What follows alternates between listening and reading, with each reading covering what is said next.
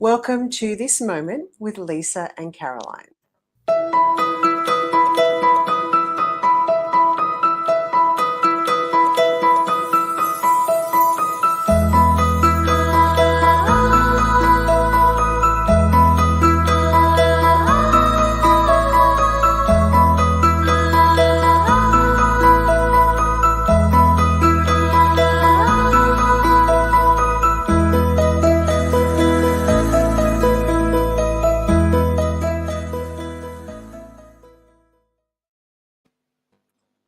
Thank you so much for joining us, whether you're watching us live or in the replay.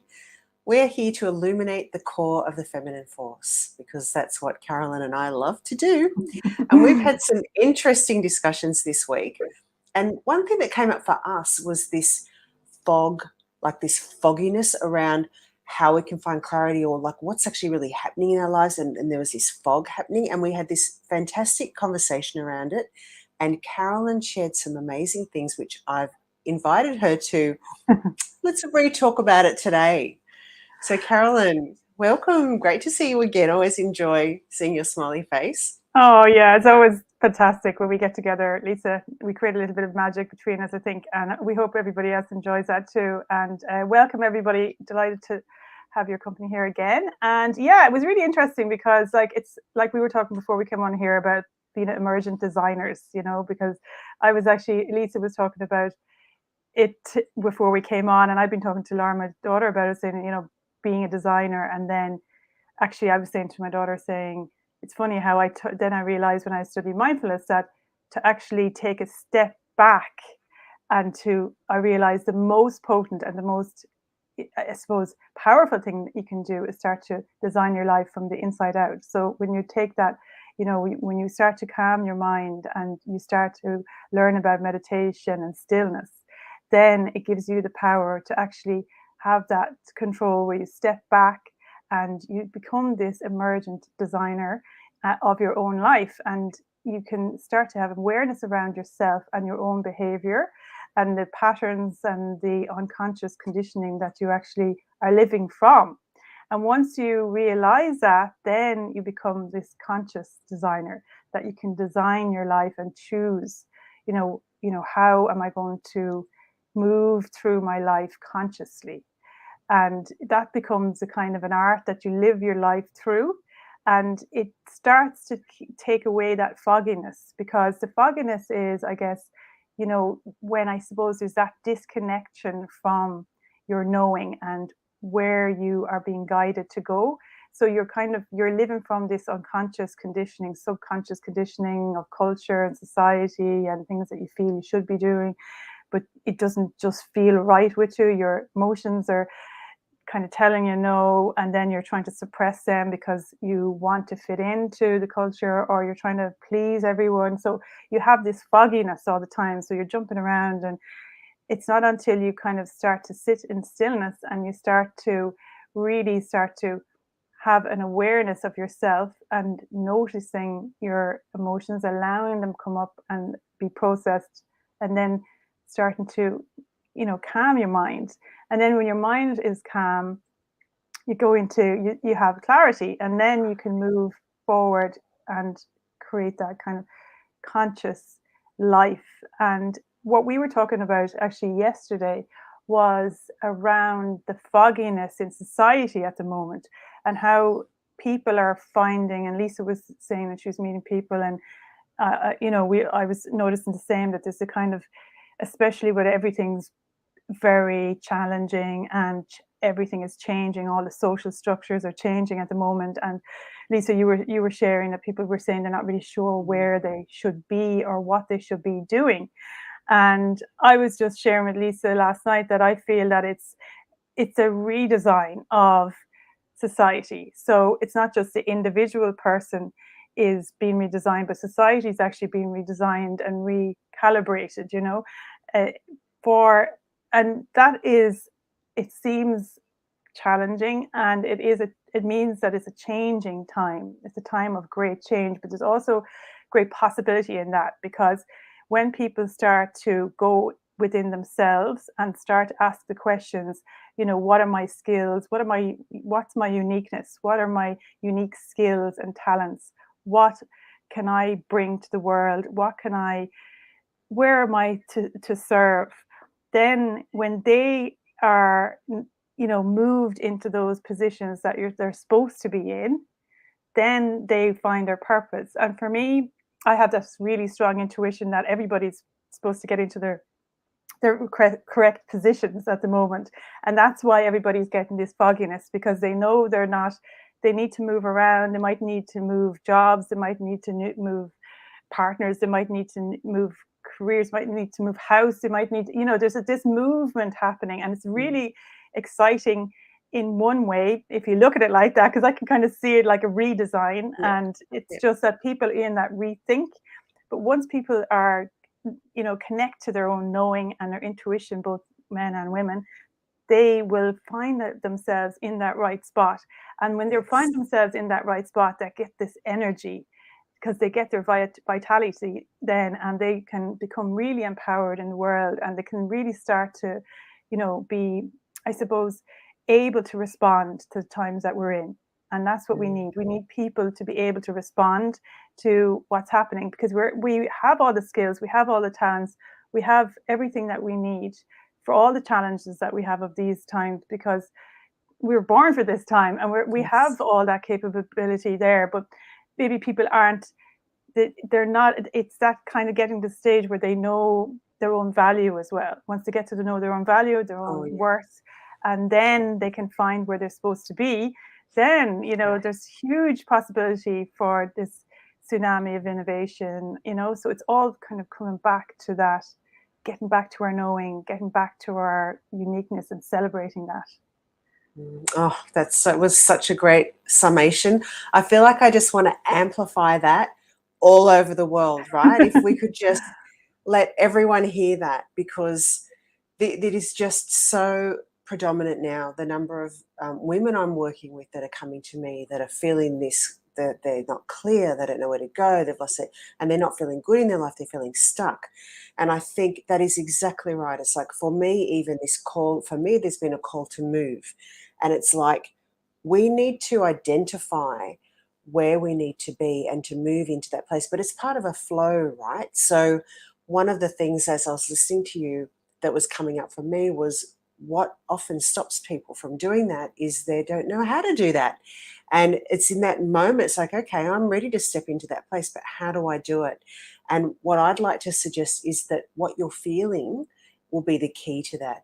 So if you're having even we talk a lot to mothers and daughters, if you're having issues with your daughters, whatever emotion is coming up for you right now is the pathway to finding that next place, which sort of sounds a bit weird, but it actually is true, because the emotion stops us from taking action.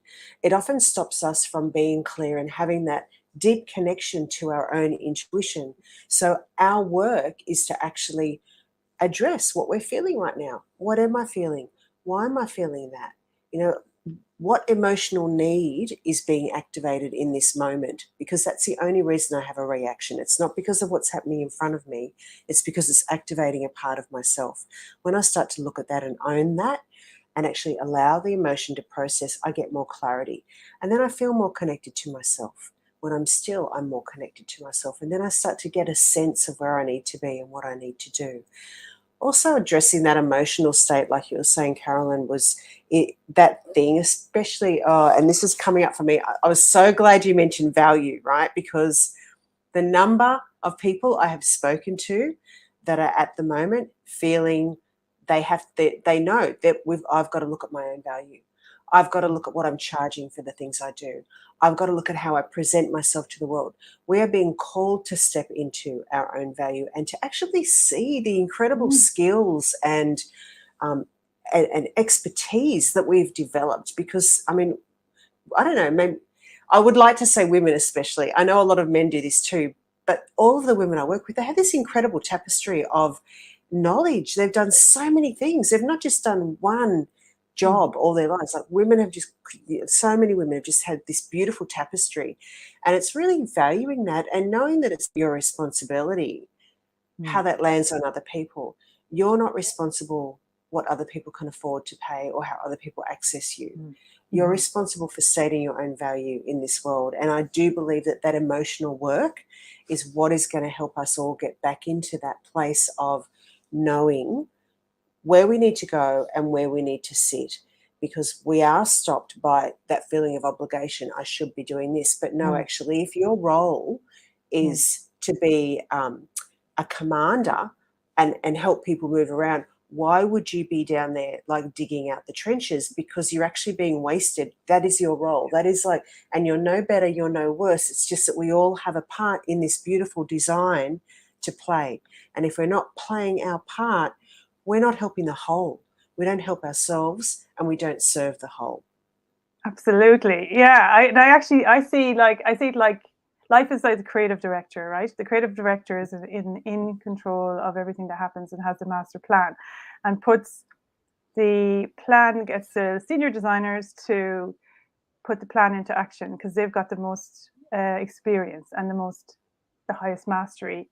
And then it trickles down. So it's kind of like, you need to be, it doesn't make any sense for somebody, with, 30, 40 years of experience of life to be undervaluing themselves, because they are bringing, immense value to the world. And also, I suppose, when they start to really feel into their own value, they're changing the whole vibration. And they're actually, what is happening is they're letting go of fear within their body, and we know like the two real emotions are, the real emotion is love and, joy and, compassion.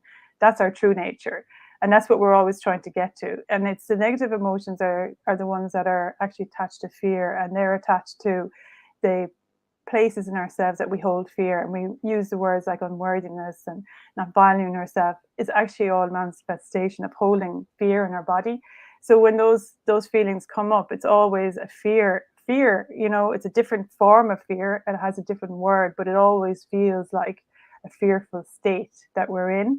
And the more we release that, the more that gets released in the world. And if you want to talk about, the planet as such, it has a huge effect on the whole system, the whole interconnected, interdependent system of life itself, when we can release that. So it's not that it's just even value in money, valuing ourselves. It's actually what our body, our physiology and our health is improved. So it's a holistic viewpoint, it improves the whole of our human design. Yeah, that's absolutely true. And it's that coming into congruence with the life force itself, isn't it? And allowing whatever, like even emotion, like to come and like I've found my emotions actually become more pure. Like you were saying that too. Like sometimes you may have feelings of grief, but it's like there's a purity to them, so they can pass quickly. There's not the fear attached to them and the suffering. And I feel that and this still has a lot to do with fog, right? Because all of that, the emotion that we're not dealing with, is what keeps creating that fog. And in order for us to clear that away, it's like the bridge is the emotional work we do. And that really, I shouldn't say it shouldn't, but I'd like to invite you to consider that it's actually a good thing. Every emotion that you have, even if your child is being really belligerent and their behavior is so frustrating and you feel powerless, the emotion that you're feeling is your way to finding your true power. So it's all there just to go, hey, this is what you need to look at right now.